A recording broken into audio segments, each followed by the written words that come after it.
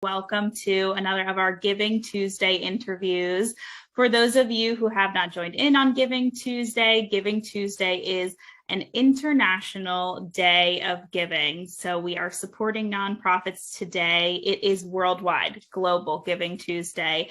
And so here at Unite for Her, it starts off our season of giving. And with that, we wanted to share some of our participants' stories to show who we are helping and how this program is supporting women, men, and folks diagnosed with breast and ovarian cancer. So today we have Wanda Bell here, who has just gone through treatment for ovarian cancer. And I'm not going to take away her story. I would love for you, Wanda, to share a little bit about your journey so far. Absolutely. Thank you for having me on here, this opportunity.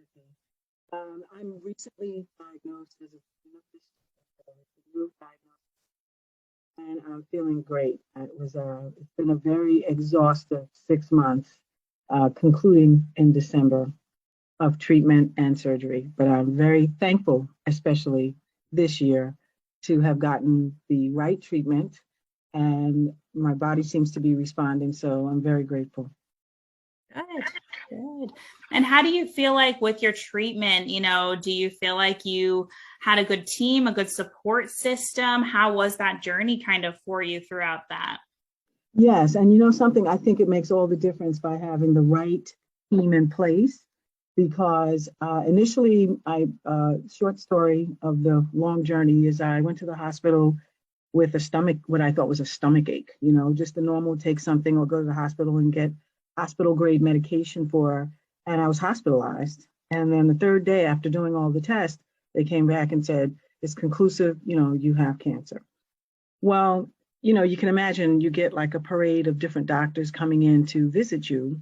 And one doctor came in, and I operate on energy with people, and I didn't get a good sense from her. So I had decided in my mind right there, I did not want her to treat me. So it's very important. Don't feel as though you're stuck with, a certain individual or a certain treatment team just because. Do your research. I highly recommend my doctors. I think I was put in good care.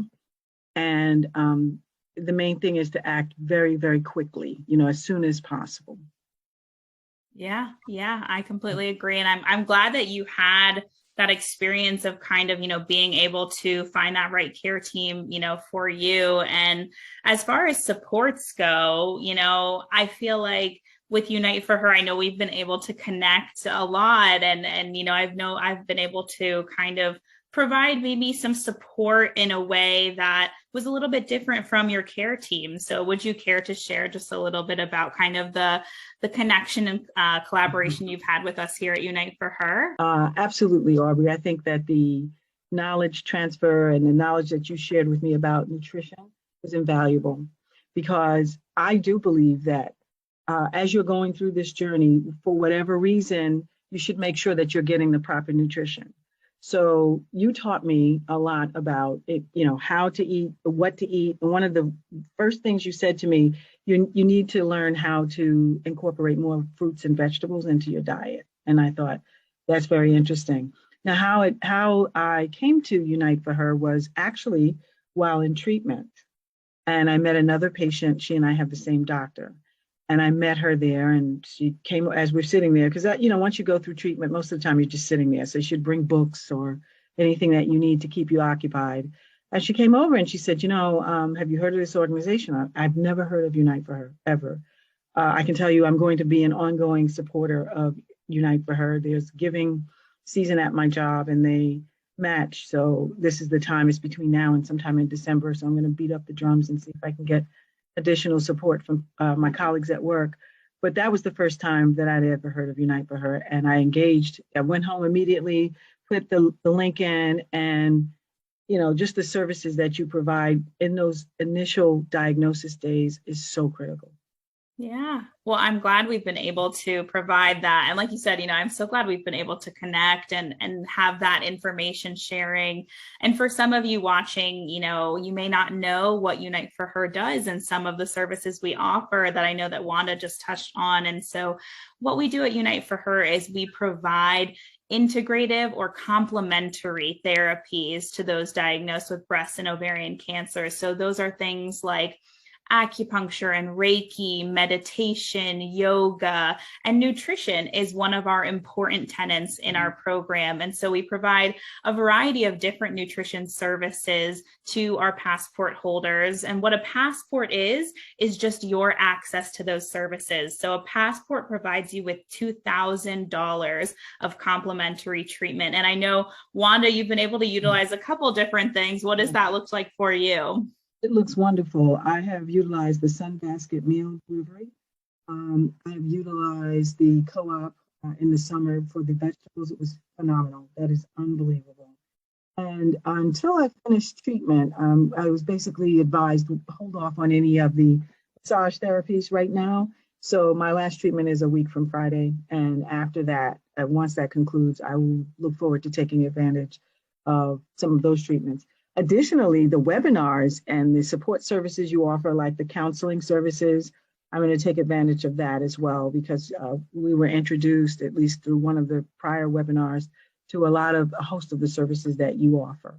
Yeah. And when you join the program, we have this wellness orientation, which I think is so great because it kind of introduces all of the services. Like you said, you may look at the passport and think, I've never tried that. I don't know what that is, or I don't know how to use that. But then that wellness orientation is that kind of first step in, right, to, being introduced to the services. Yes, totally agree. And I would encourage anyone, I think you're a little hesitant when you first are diagnosed. I'm coming more into a level of acceptance, if you will, because I see that the treatments are working. And you'd be surprised. I make an analogy between the movie Men in Black. You know how the characters would take off their mask and they were these different types of creatures. Yeah.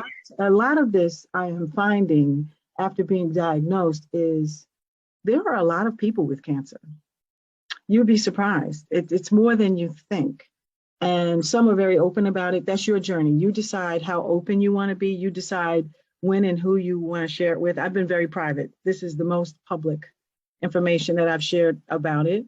But if I can be encouraging because I understand what it's like to be diagnosed and how you feel, everyone comes to this journey at a different stage. But the main thing is, and I think being positive and keeping that mental, uplift in your spirit has a lot to do with your healing. Absolutely. And I know, we've talked about that power of positivity. And do you feel like there's anything you have told yourself or any quotes that have kind of gotten you through this journey, things you kept kind of, telling yourself to get through? Yeah, I made one up and I don't know, it might exist already, but I focus on the can in cancer. The CAN. It's almost like, let's make some shirts with that, with the big first three letters, can, focus on the can. Stop or try to avoid, oh my goodness, I'm not going to live. Oh, it's going to be horrible. Oh, the treatments.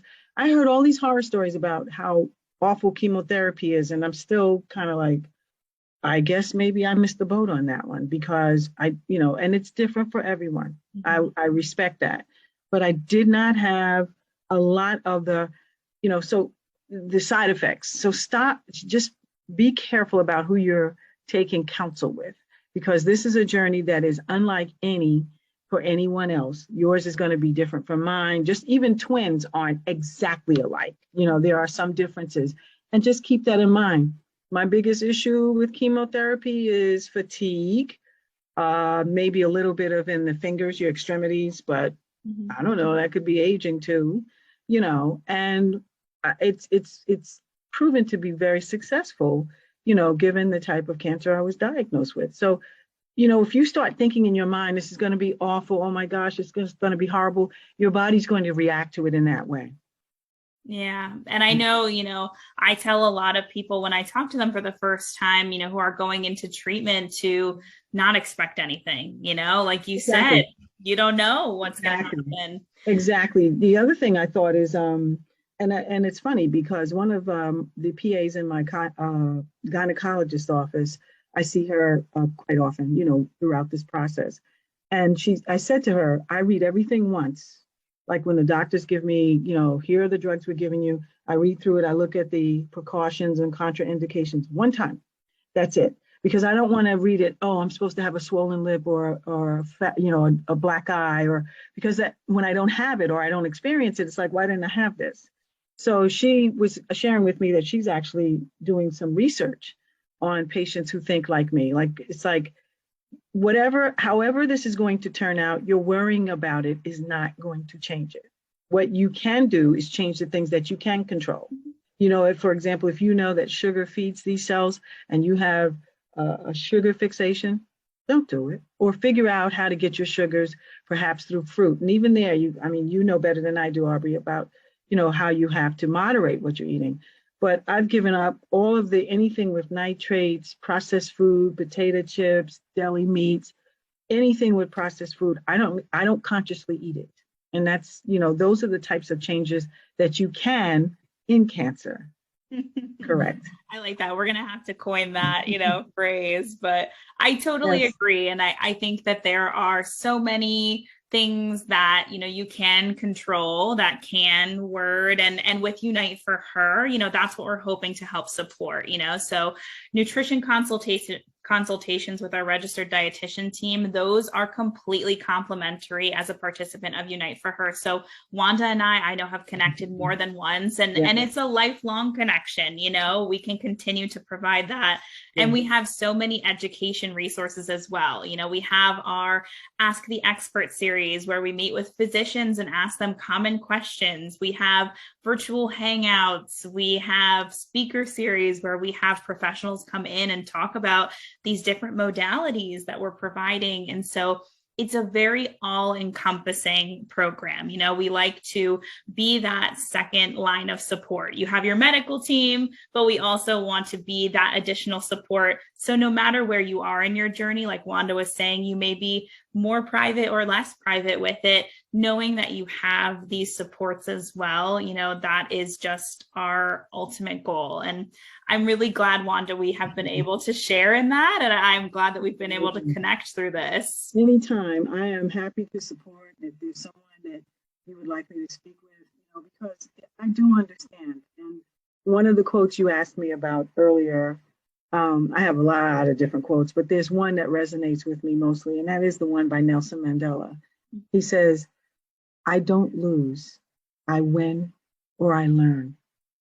And when you think about it, don't look at this battle or this journey. I don't even call it a battle. Let's call it a journey. Don't look at it as a journey where you're losing. Focus on focus on the positive things. If you have to take them to your bathroom mirror, come up with your affirmations that you repeat to yourself. And there are many. I get them daily. I get those daily. And it's feeding into my spirit. So you don't lose, you win or you learn. Yeah.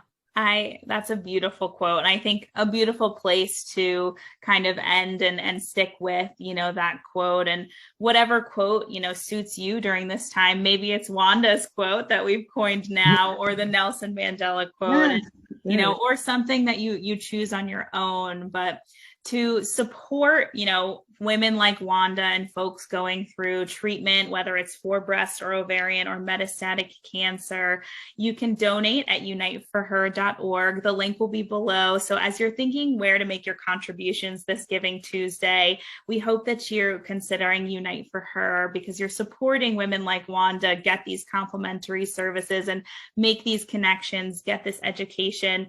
This year, we'll be serving over 5,000 participants worldwide, or nationwide, I apologize. And so, making sure that everyone is having access to these services is so beneficial. And so we appreciate you, Wanda, for coming and sharing your story today.